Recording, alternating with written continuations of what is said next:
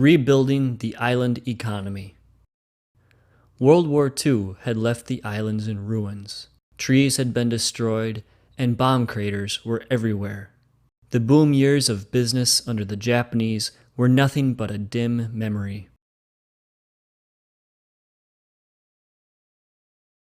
At the end of the war, the U.S. Navy worked on what could be done to rebuild a shattered economy. The U.S. Commercial Company, USCC, was engaged to survey the islands and design a plan for development during the post-war years. USCC would give rise to the big island trading companies that dominated some of the islands for years afterwards. An armored vehicle passed the wreckage of Garapan in Saipan, once the most prosperous town in Micronesia. World War II had left this town, like so many other parts of Micronesia, in ruins. Tangled steel and concrete were all that remained of the sugarcane factory on Saipan. Sugar production was the heart of Micronesia's economy during the 1930s. Saipanese cultivated vegetables on their land a few months after the war.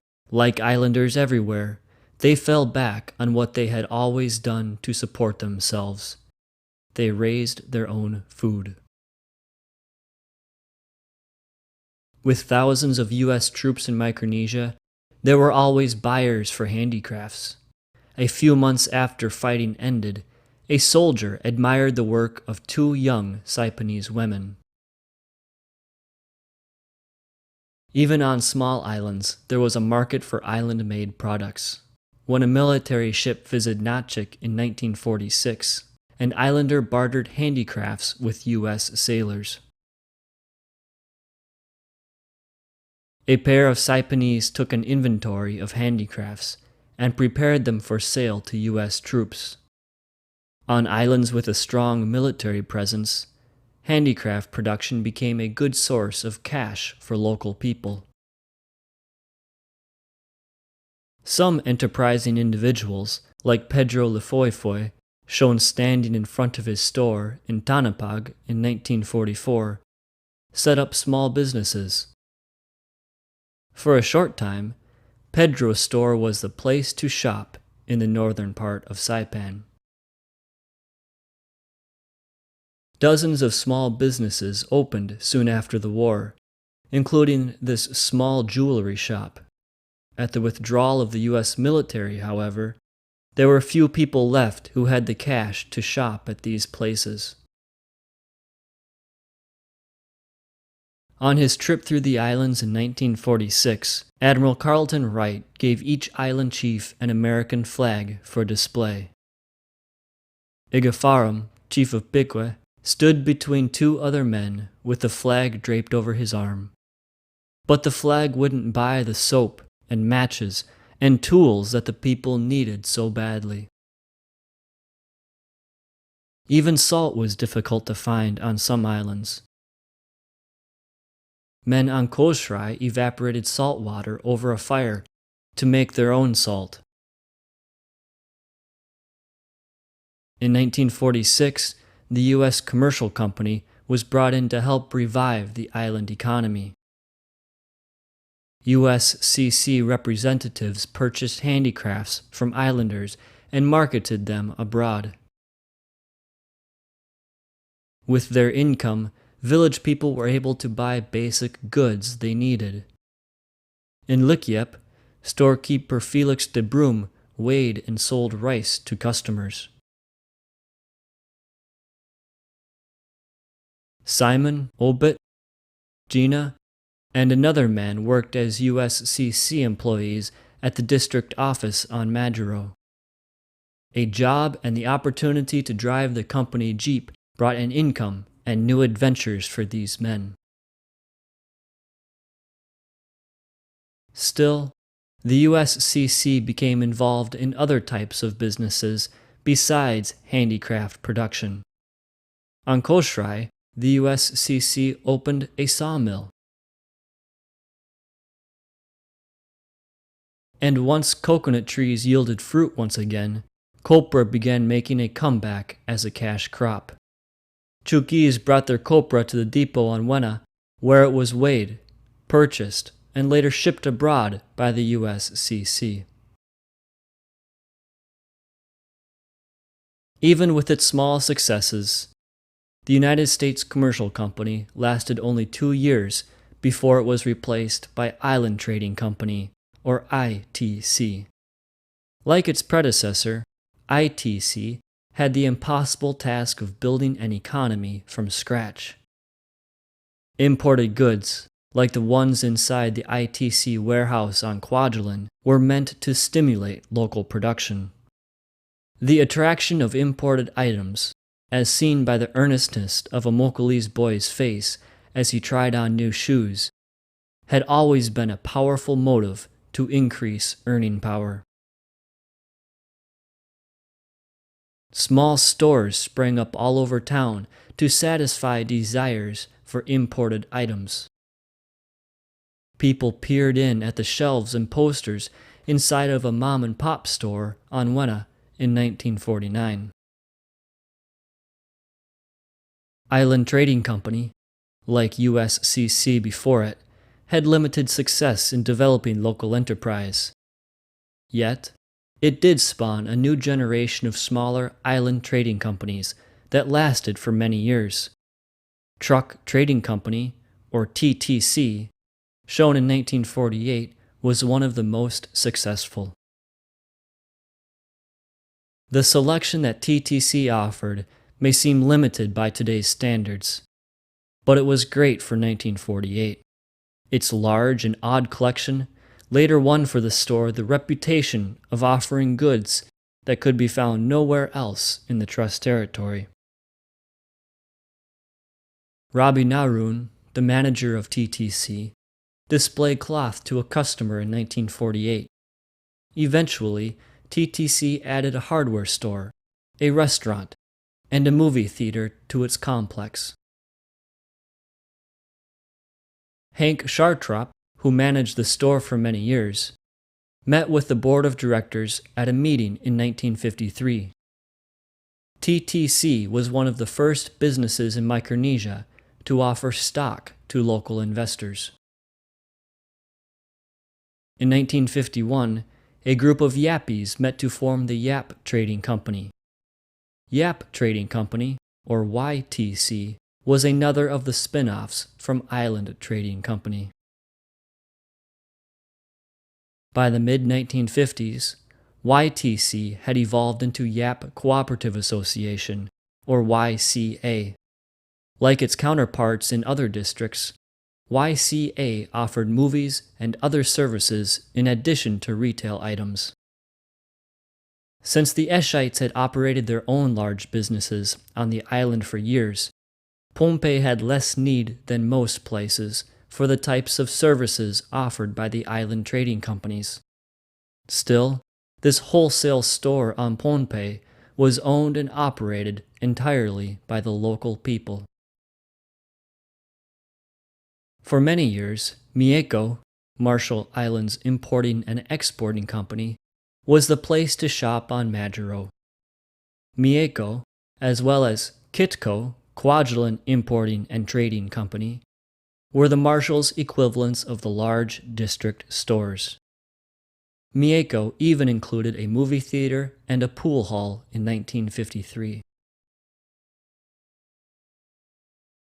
Joe Tenorio's new store, a 2-story cement building, was still under construction on Saipan in 1956. This was the beginning of a long line of increasingly modern supermarkets. Some of the earliest were built on Saipan, but businessmen in other districts later built their own. Bigger and modern stores followed, like the most recent model of TTC in Chuuk in 2005. But what about industrial development? Most places are still looking for an industry that will replace the economy that the islands enjoyed in the 1930s.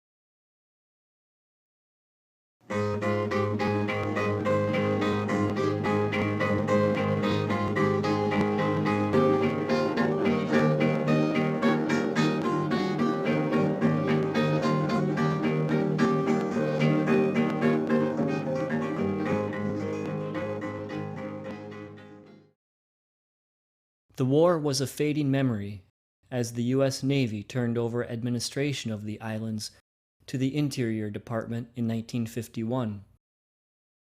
Still, military uniforms and jeeps were everywhere to be seen.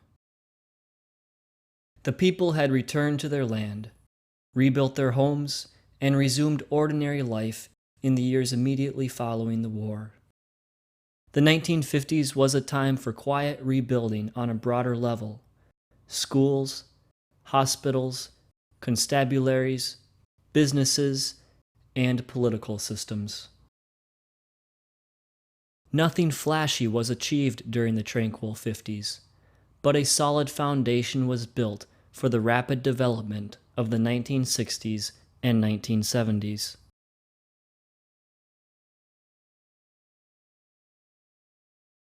Daily routine was interrupted by an occasional visit by a U.S. official. In 1953, a crowd gathered on Tolowas, Chuuk, to welcome the High Commissioner of the Trust Territory. This was the High Commissioner's first visit to the Trust Territory, and Tolowas was still a candidate for the new territory headquarters. During his tour of the territory, the High Commissioner stopped at Koshrai, then part of the district of Pohnpei. The High Commissioner was welcomed and shown around the island by local leaders. The High Commissioner also visited Ibai, which is part of Kwajalein Atoll. Kwajalein Atoll was then a staging area for nuclear tests in Bikini and Eniwetok. It was only at the end of the 1950s that it became a missile test site. Dozens of Yapese lined beneath an archway to welcome the High Commissioner. The elaborate archway was constructed especially for the occasion.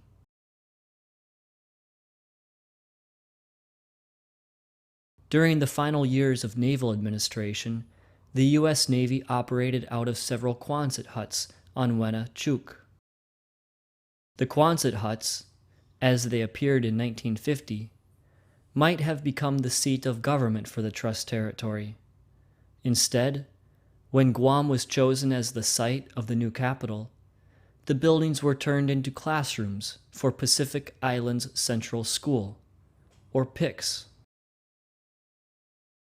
PICS offered a 2-year high school education to a few select students, who were some of the brightest in the Trust Territory. They are shown in a math class on the Chuuk campus in 1953. 6 years later, PICS was relocated to Pohnpei. Some of the PICS students, who were drawn from all over the Trust Territory, had the opportunity to meet the High Commissioner during his visit in 1953. Within a short time, the government began sending its best students to Guam and Hawaii for college. Pictured after their return from Hawaii in 1958 are a handful of those students, including the young John Mangafel. Students attending college in Hawaii passed through Guam, the only gateway in and out of the Trust Territory. Delegates from the Trust Territory, including future President Toshio Nakayama, waited for their plane at the Guam airport in the late 1950s.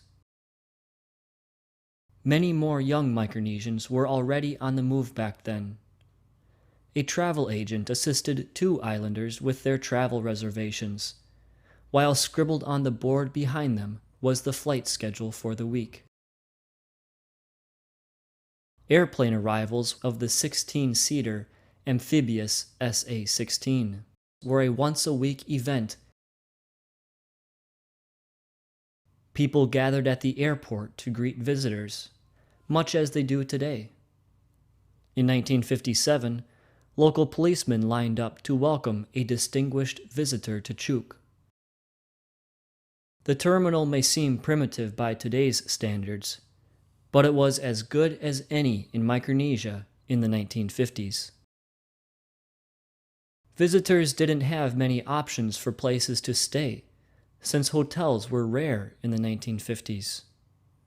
Perhaps the oldest and best known in the Trust territory was the Royal Palawan Hotel. There weren't many vehicles on the road either in the 1950s. The few to be seen were mostly jeeps, like this one, surrounded by a Chuukese family from Mechitu. The jeep was decorated for a festive occasion in the summer of 1957. On islands without roads, people had to make do with other forms of transportation. A carabao cart was a common mode of land travel in Babeldaub and Pohnpei in the mid-1950s. Most often, however, people walked, as when a group of Palauans attended a fair in 1956. The Palawan Fair, one of the carryovers from the Japanese period, continued to be a popular annual event during the 1950s. But on Kosrae, where islanders had been resistant to Japanese rule, the community returned to church services, which was as important as ever in the life of the community. Two pastors, Palak Kefas and John Sigra, stood before an old church. John Sigra was the last Tokosra, or paramount chief, of Kosrae. Micronesians resumed other parts of daily life as well. For years, the Henry Nanpe building, at the foot of the main road near the Spanish Wall, housed the post office and bank on Pohnpei. In those days, a siren would sound to announce that mail was ready for distribution. The Pohnpei Co-op was one of the larger stores during the 1950s. William Helgenberger, one of the founders, stood in front of the store in 1957, while the security guard, holding a rifle, sat nearby. Even in those days, Truck Trading Company, or TTC, was the biggest and best stocked of the general stores. Some of the staff and their families gathered in front of the store in 1952. 3 Marshallese worked at an auto repair shop of Public Works on Majuro. They were among the new working class of government employees who emerged during this period. The medical field greatly expanded during this time. Early medical staff in the Marshalls stood next to Quonset huts used as wards of the hospital in Majuro in 1954. During the 1950s, the hospital in Palau was located on the site of the old Japanese courthouse. Health services in the territory steadily improved during this era, thanks to the nursing school opened in Koror. The nursing school trained dozens of young nurses, while the Fiji School of Medicine turned out new island medical officers. Newly trained medical personnel treated a patient in the Chuuk Hospital in 1953. 2 nurses assisted Dr. Michi Kolios as he treated a patient. The Trust Territory Director of Public Health, Dr. Harry McDonald, discussed hospital safety with Dr. Conover and Dr. Michi Kolios of Chuuk in the late 1950s. Besides healthcare, local constabularies and courts were formed to help maintain order on the islands. In the Marshalls, 3 policemen made a routine check of a driver's license on Majuro in 1958. Though dressed like soldiers, they were members of the Marshalls Constabulary. The government began to take shape during the 1950s. Lined up outside of the courthouse were members of Chuuk's judiciary staff in 1951. District congresses, forerunners of the first real legislatures, were organized during those years. Representatives from the outer islands of Chuuk gathered on the steps of the Chuuk Assembly Building in 1959. Kabua addressed the first Marshall Islands Congress in 1953. He gave his talk against the backdrop of the U.S. flag. It was only in 1961 that the Trust Territory adopted a flag of its own. As the tranquil 50s came to a close, the main road in Koror in front of the post office looked a lot different in 1959 than it did at the height of Japanese prosperity 25 years earlier. The roadside was relatively barren, and jeeps were still the vehicle of choice. The war had passed, daily life had returned to normal, and people looked to the future with excitement and hope once again.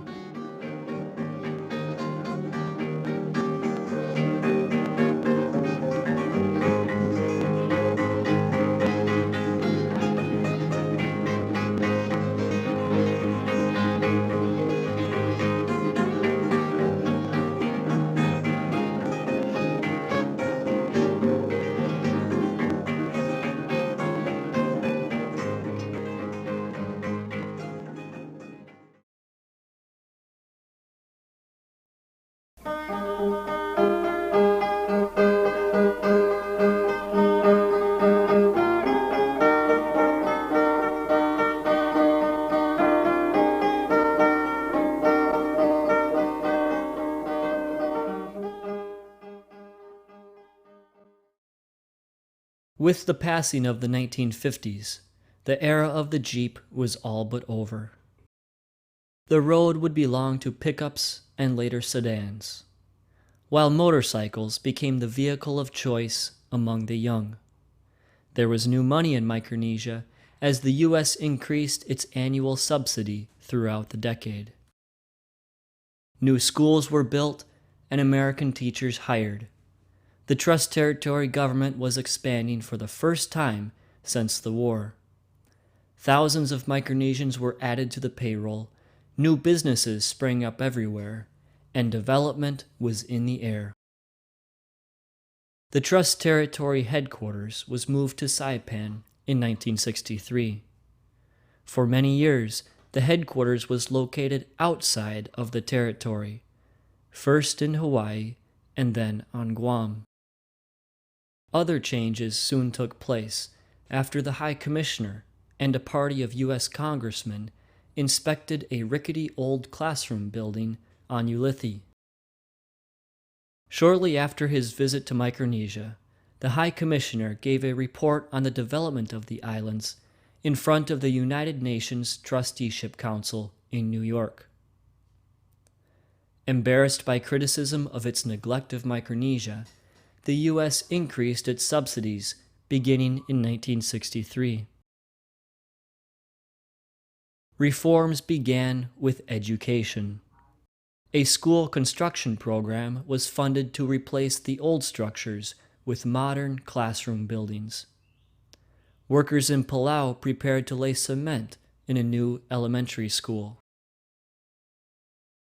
Even in the outer islands like Wolai, the old thatched huts that once served as schools were being retired from service as new classrooms were built with modern materials. New high schools were also built. Students at Tinian High School played volleyball in front of their new school. Just a few years earlier, they would have had to go to Saipan or elsewhere to attend high school.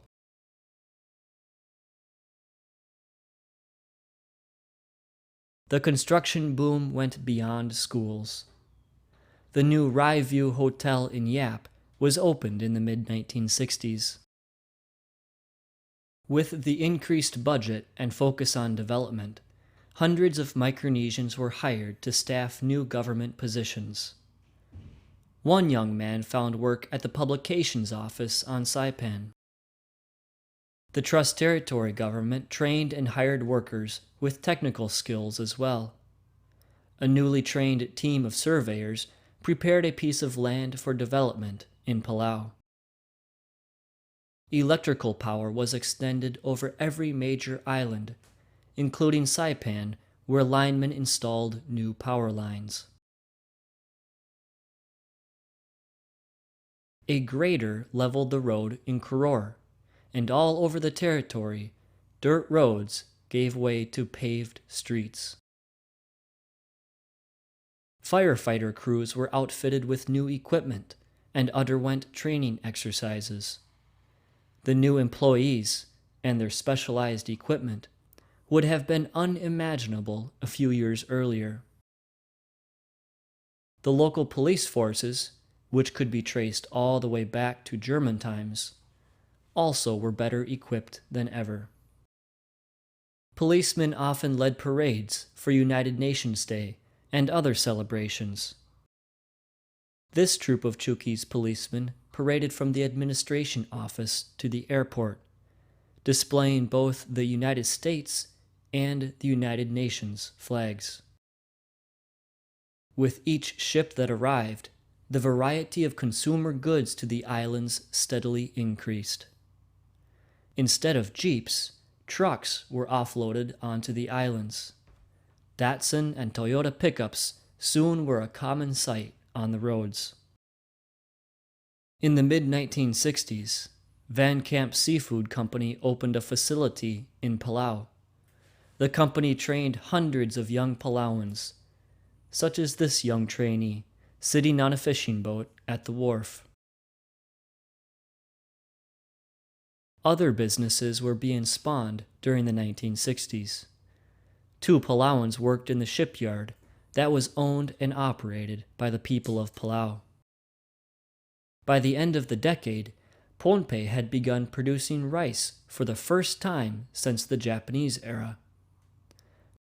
The farmers shown here planted rice at the plantation in Sapwalap.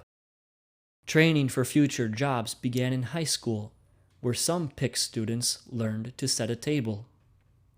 These students were preparing for new jobs, and perhaps a new lifestyle as well. The 1960s also saw the arrival of Peace Corps volunteers to Micronesia. This young woman, assigned to a school like many of the early volunteers, taught oral English to her class in the Marshalls. Peace Corps volunteers did other things besides teaching, even in the early years. Buck Miller worked with a local family on a water project for his village on Udat. The Chuuk Peace Corps boat dwarfed the tiny outrigger paddled by the small boy. This photo could serve as a symbol for the decade, the contrast between the old and the new.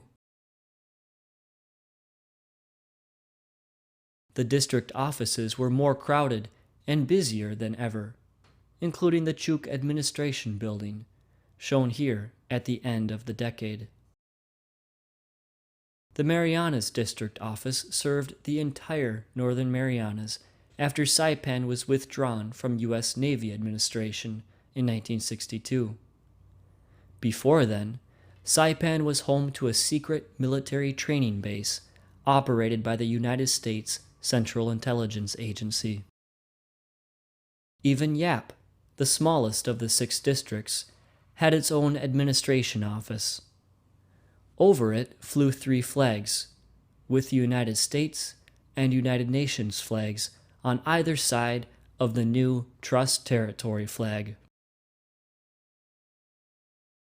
The 1960s also saw the founding of the first territory-wide legislature.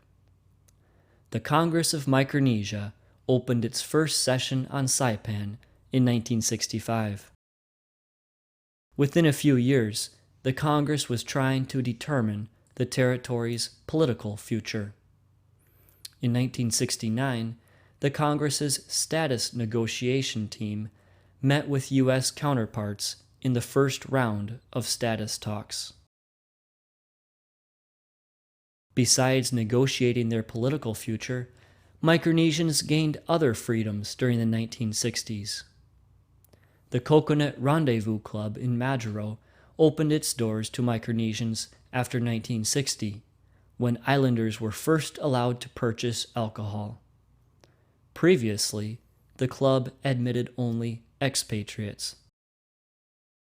Drinking soon became a popular pastime for young Micronesians. Not all young drinkers wound up their payday weekend parties feeling as good as this Chuukese youth on Wena. Another popular recreation for the young was pool. Near pool tables, like this one on Pohnpei, young men congregated and passed away the hours.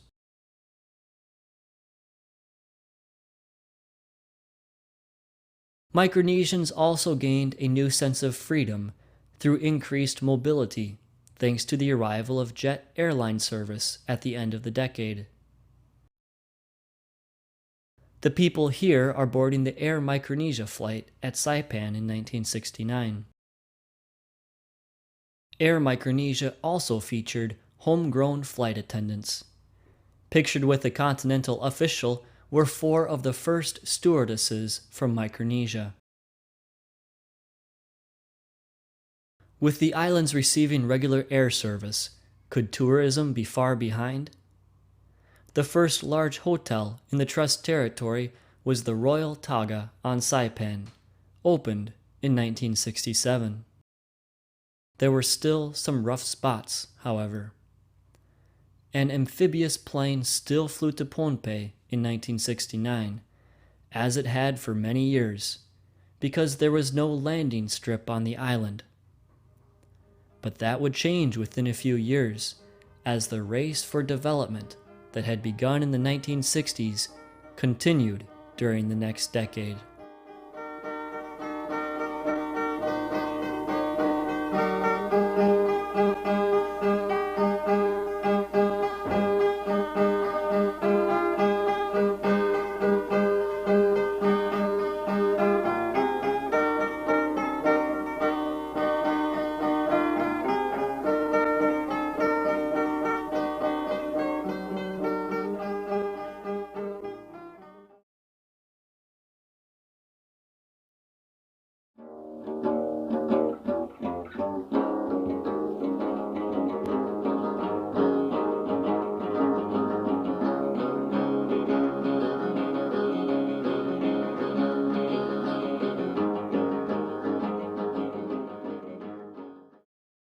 If development began in the 1960s, it accelerated in the 1970s.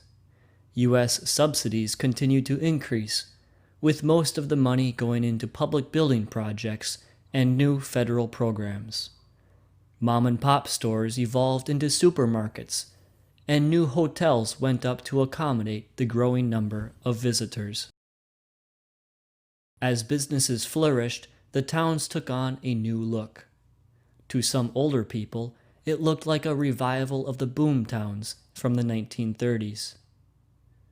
Meanwhile, hundreds of young people were going off to college in the U.S. Their lives were being reshaped there, just as their islands were back home. Island social life was being transformed in big ways and small throughout the decade. Pohnpei, the last of the districts to get a landing strip, celebrated the dedication of its new airport in 1971. With a runway, the age of water landings in seaplanes was over at last. Downtown Colonia took on a new look during this time. Shedding its image of a Wild West mining town, Colonia was soon lined with new businesses. Bernard Helgenberger's store was one of the additions to the Pohnpei business community in the 1970s. Markets like his soon replaced the Eschites' older stores at the shore. 2-story buildings sprang up all over town as cement replaced wood and corrugated tin as the building material of choice. Businessman Lee Mendiola owned the Colonia Inn and Mart, a combination market and restaurant. The Colonia Inn was recognized as the home of fine dining in those days. In the early 1970s, the district administrator and another guest enjoyed lunch in the dining room. On Chuuk, old Quonset huts were torn down and replaced with permanent structures, like the Chuk Hospital, which was opened in 1971. The new hospital provided more than twice as many beds as the old facility. Even Koshrai, still known as Kusai and elevated to a sub-district center in 1970, shared in the development. In 1972, Iris Falcom, the wife of Pohnpei's newest district administrator, along with Mrs. Skilling, the wife of Kosrai's chief magistrate, cut the ribbon at the dedication of the new road in Toful. Kosrai also had its own Boy Scout troop, complete with uniforms. They participated in the celebration at the opening of the new road. It might be hard to think of Kosrai as having a downtown, but the island acquired one during these years. The harbor was the busiest part of Lelu, as seen in 1977, shortly after Kosrai became a separate district.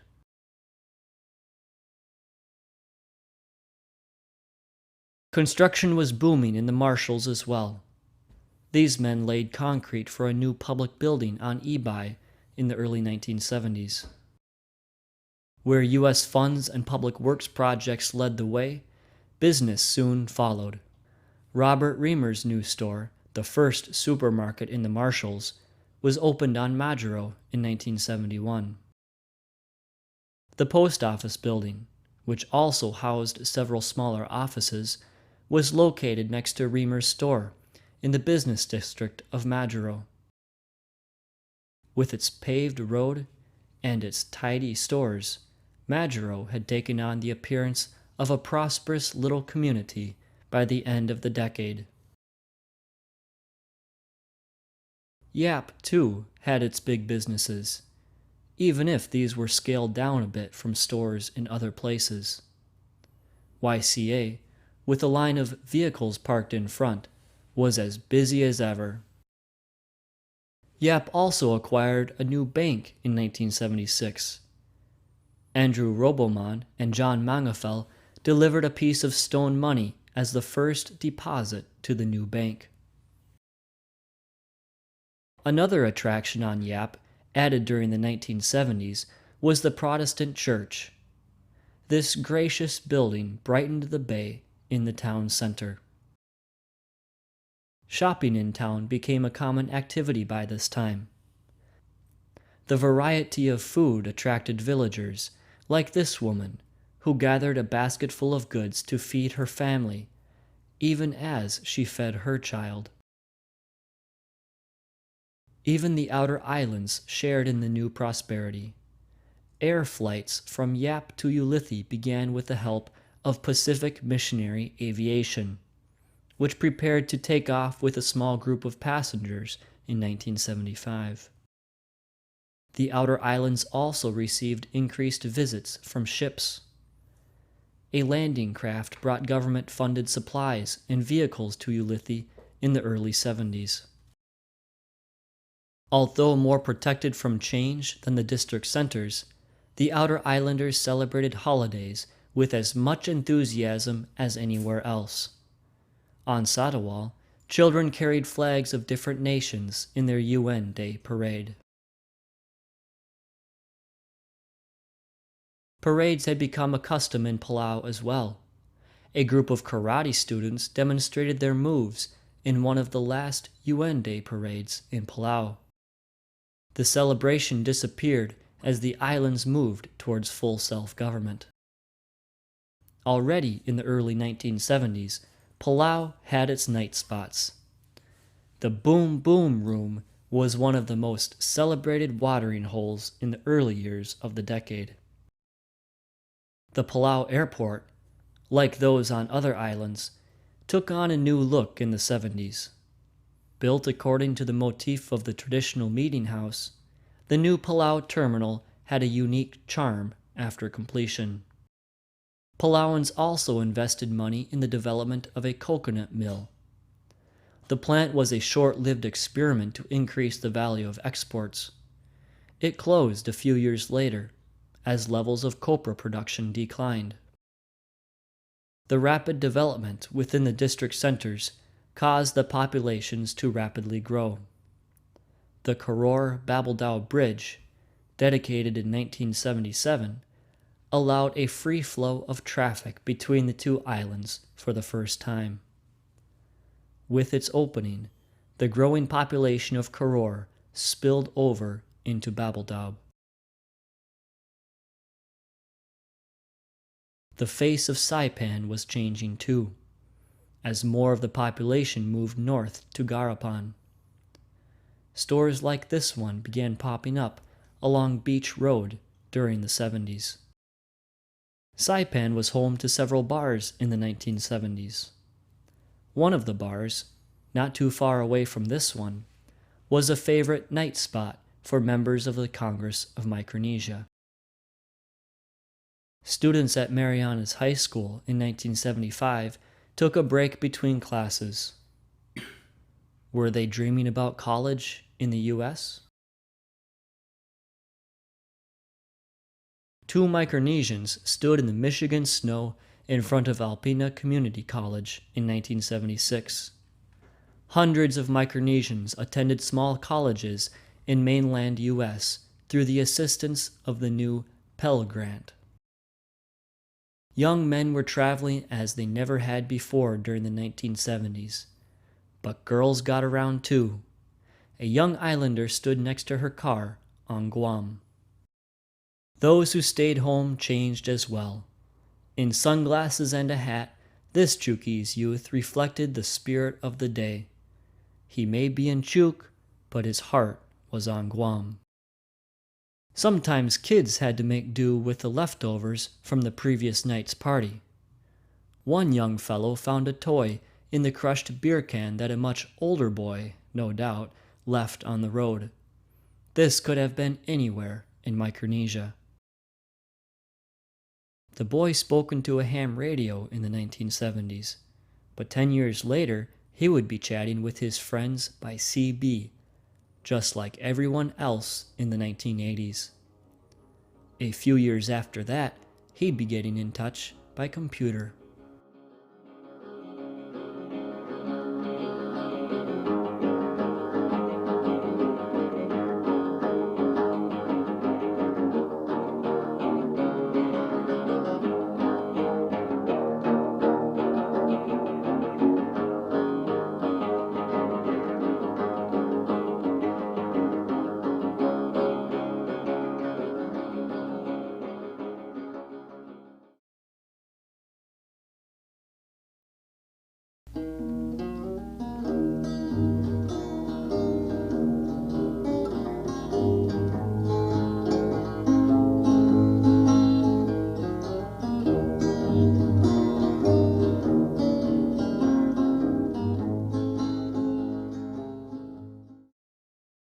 Micronesia's march toward political self-government was a long and unsteady one. It began as a trust territory made up of 6 districts under U.S. administration. Islanders took a step forward with the creation of the Congress of Micronesia in 1965. They covered more ground as the Congress carried on negotiations with the U.S. during the 1970s. Within a few years, the trust territory dissolved into 4 groups, with each pursuing its own political goals, and each with its own flag. Self-government, once a distant dream back in the 1960s, soon became a reality throughout Micronesia. For many years during the early trusteeship, UN Day was as close to a national holiday as Micronesia had. People celebrated with enthusiasm everywhere in the trust territory. In 1955, the local constabulary led a UN Day parade on Saipan. The trust territory flag, adopted in 1961, symbolized Micronesian unity with 6 white stars, one representing each of the districts. Until political independence 15 years later, the United States, United Nations, and Trust Territory flags were displayed together throughout Micronesia. Initial steps toward self-government began with occasional leadership conferences held during the late 1950s and early 1960s. Representatives traveled from across the territory to attend a leadership conference on Guam in 1958. But very few people in those days believed self-government would become a reality. Then, in 1965, the Congress of Micronesia was formed. Islanders were given an official role in the territorial government. From Palau to the Marshalls, islanders submitted their votes for candidates to the Congress. The Congress of Micronesia met for its first session in July 1965 on Saipan, and new members of Congress from all of the districts were sworn in. Toshio Nakayama, who was elected president of the Senate, oversaw a meeting during the late 1960s. The Congress of Micronesia was the first territorial legislature that Micronesia ever had. Its powers were limited, but real. The Congress was housed in the building that had once served as the Officers' Club when the U.S. Navy operated a training facility on Saipan a few years earlier. In 1969, Congress opened formal negotiations with the United States on the future political status of the Trust Territory. Representatives from the Congress of Micronesia chatted with a U.S. representative during the third round of status talks held in Hawaii in 1971. Political status became a burning issue during those years. Other voices, some shrill, spoke out on the status issue.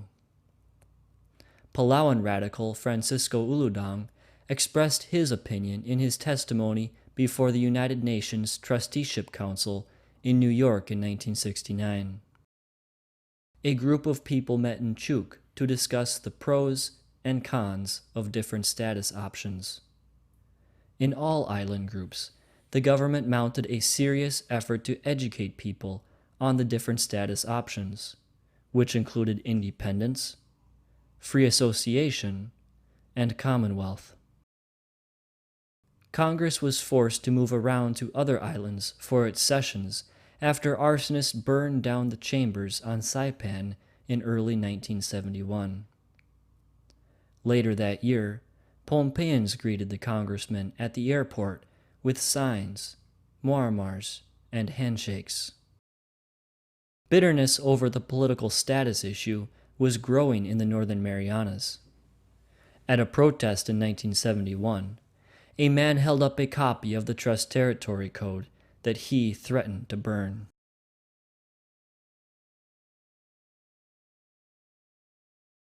The Northern Marianas quickly formed its own political status commission.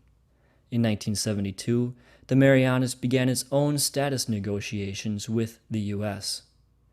These negotiations continued for the next 3 years. The covenant, drafted by members of the Northern Marianas Political Status Commission and U.S. negotiators, was finally completed. At a ceremony in February 1975, the new covenant was signed by representatives from the Northern Marianas and the United States. The covenant still had to be approved in a plebiscite. Not everyone supported the Commonwealth status. There were groups of opposition, mostly among the Carolinian people living in the Marianas. The plebiscite was held throughout the Northern Marianas in June 1975. When the votes were tallied, over 75% favored the new Commonwealth status. Finally, in March 1976, the Northern Marianas formally became a U.S. Commonwealth. Members of the Marianas Commission gathered around as President Gerald Ford signed the covenant. By 1978, the new Commonwealth government was in place. Carlos Camacho became the first elected governor of the Northern Marianas.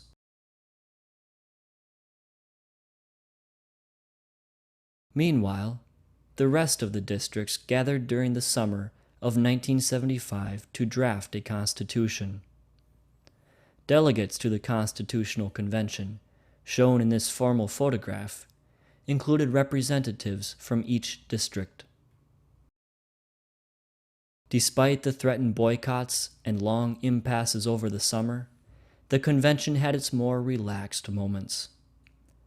During a break from meetings, delegates chatted or read the paper and caught up on the day's news. As the meetings continued, papers piled up on tables, while delegates worked to find compromises. By the end of the summer, the Constitution was ready to be signed. The new nation would be known as the Federated States of Micronesia. Only it was not yet clear what islands would be in the nation and which would be out. Not all Palauans supported membership in the FSM, as shown by the signs on a vehicle. By 1978, when the referendum on the FSM Constitution was held, Palauans voted against the Constitution and against joining the FSM. One of the last times leaders from the islands would appear together to represent Micronesia as a whole was during an appearance before the United Nations in 1978. Representatives from Chuuk, Palau, and the Marianas chatted with the High Commissioner before the session. Plans were already made to turn full authority over to the new governments. By 1978, the building that had served as the Trust Territory headquarters since the early 1960s was evacuated. The breakup of the territory was all but complete by 1979. Representatives of the three new nations-to-be, the FSM, Palau, and the Marshalls, met with U.S. Ambassador Peter Rosenblatt to negotiate the breakup and their future political relationship with the United States. In 1983, the Marshalls held a plebiscite on their new constitution. Marshallese women at the Madro airport welcomed UN observers of the plebiscite by making their feelings known. "Release us from the bondage of your trusteeship agreement," the sign read. The Marshallese voted and approved of their new constitution. The Marshallese were indeed freed from their bondage as the new constitution took effect. Palau had a longer way to go. Its constitution was ratified, but conflict persisted throughout the 1980s. Palau's first president, Haro Remulic, shown at a meeting with Philippine President Ferdinand Marcos and his wife, was assassinated by a political rival in 1985. Finally, in 1994, Palau's compact was formally recognized, 8 years after the FSM and the Marshalls. President Kuniwo Nakamura addressed the Palau Congress on this and other issues.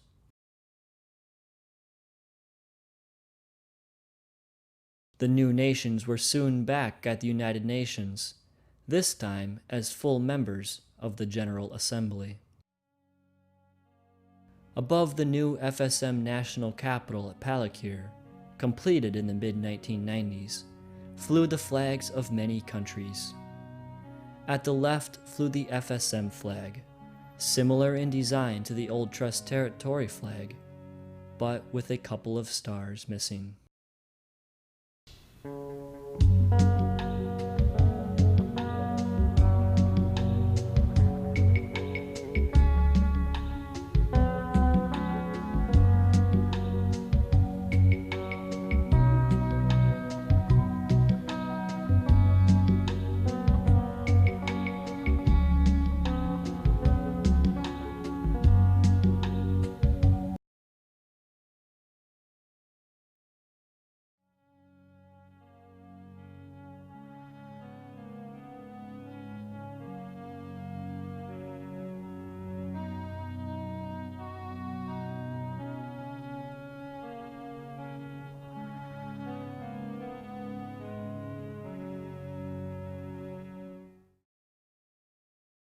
For nearly a century, and much longer in the Marianas, Micronesians lived by the laws of other nations.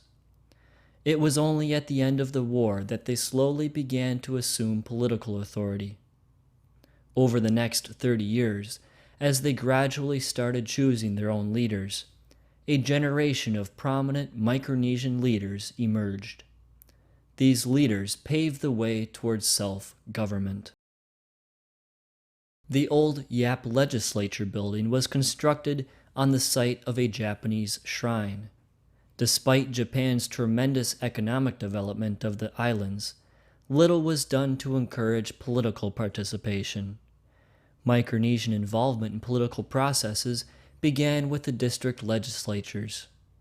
From the early 1950s on, as the legislatures were charted in each district, Micronesians assumed positions of political leadership. The new Pohnpei District Legislature building was completed in the early 1970s. Although the district legislatures had been established 15 or 20 years earlier, many Micronesians were just beginning to move into high-level government positions. Most legislatures met only once or twice a year, and their power was limited. Control of the money, and many other things, remained with the High Commissioner's office. Even if they enjoyed little real power, Micronesians at least had some forum for expressing themselves publicly, as seen at a session of the Chuk legislature in 1957. But elected membership in the district legislature was not the only road to success. Even as early as the 1950s, some men were appointed to key administrative positions. Yasuo Johnson was sworn in as sheriff of Pohnpei in 1959. There were also medical positions to be filled. In the 1950s, dozens of new doctors were certified and given jobs in the districts. Dr. Hiroshi Ismail of Koshrai, who later became a member of the Congress of Micronesia, examined a child in the hospital. In 1960, selected leaders were brought together from all parts of Micronesia for an inter-district leadership conference. A year later, these conferences gave way to the Micronesian Council, the predecessor of the Congress of Micronesia. The participants came from the Marianas, Palau, Yap, Chuk, Pohnpei, and the Marshalls. The leadership conferences offered participants a chance to share their concerns and build a spirit of common purpose. Micronesian faces were starting to be seen at Pacific-wide conferences as well. Attending an anthropological conference, held in 1957, were 3 young men from Pohnpei, the Marshalls, and Yap. Some Micronesians traveled as far as New York. Tom Remingsau of Palau represented the people of the Trust Territory at the UN Trusteeship Council session in 1964. By the mid-1960s, the U.S. administration was proclaiming its policy of Micronesianization, that is, appointing Micronesians to high-level government positions whenever possible. Dwight Heine, who already had held responsible positions in the government, was appointed district administrator of the Marshalls in 1966. Other Micronesian district administrators soon followed. In 1972, Leo Falcom was sworn in as district administrator of Pohnpei. As district administrator, Leo Falcom oversaw a staff that had once served under an American administrator. Soon after taking office, Falcom signed a piece of legislation, as his staff members and legislature officials observed. Jacob Nena, standing next to his wife, took the oath of office as the first Micronesian district administrator of Koshrai. For many years, Koshrai had been part of Pohnpei district. It was only in 1977 that it emerged out of the shadows to become a district of its own. By the mid-1970s, Micronesians were being appointed to high-level positions at the territorial level as well as at the district level. In 1975, 3 men were named as assistants to the High Commissioner. One of them was Rezio Moses, who became Deputy Commissioner for Social Affairs. Lazarus Salih was another Micronesian appointed as assistant to the High Commissioner in 1975. Salih later went on to become President of the Republic of Palau. As Micronesians were being promoted to high-level government positions, traditional leaders were not neglected.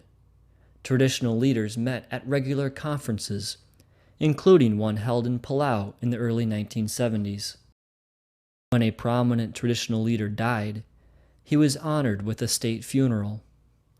The police lined up at the Palau airport to escort the body of Ibadul in September 1972. The body was brought in procession to the Palau Legislature building, where it was waked.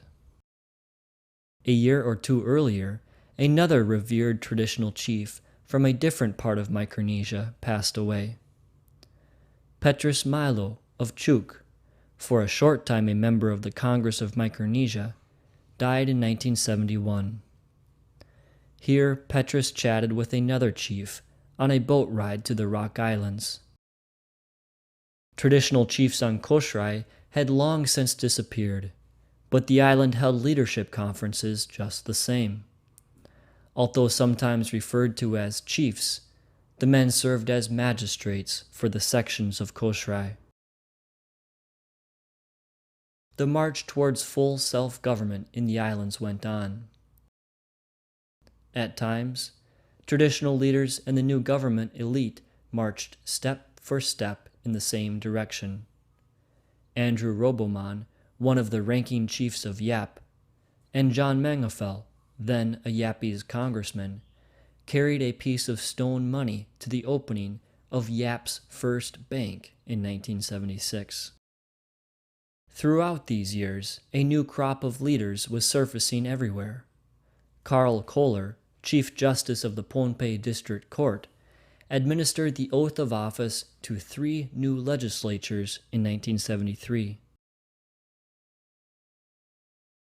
John Sablan and his wife attended the inauguration of Mitaro Danas as district administrator of Chuk in 1978. Sablan, a Saipanese who once served as district administrator in Chuk, had been named Deputy High Commissioner a year earlier. Political status was a paramount issue during the 1970s, as Micronesia continued its negotiations with the United States. Representatives from Micronesia chatted before a political status meeting in New York in the 1970s. With self-government in 1978 came the political breakup of what used to be the Trust Territory. Toshio Nakayama and Bethwell Henry, presiding officers of the Congress of Micronesia, attended the inauguration of the first governor of the Marianas. By the end of that year, the Congress of Micronesia was dissolved. The first president of the Republic of the Marshall Islands was Amata Kabua.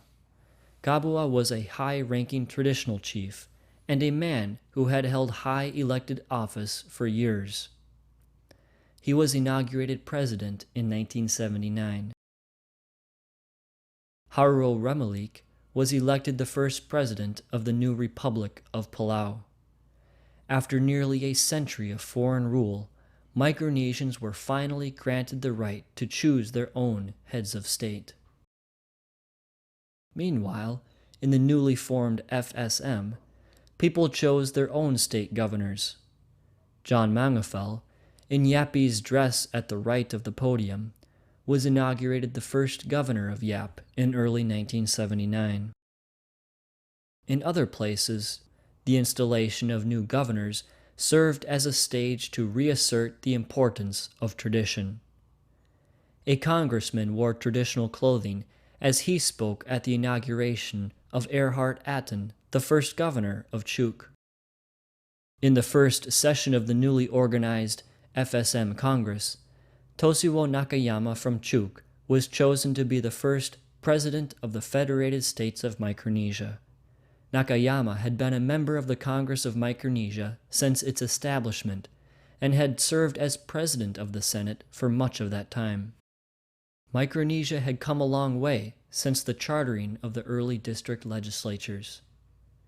The legislatures, like Palau's shown here, offered people some political say in their affairs. But the flags in the background testified to where real authority lay. Nearly 30 years had passed before islanders elected their own chief executive.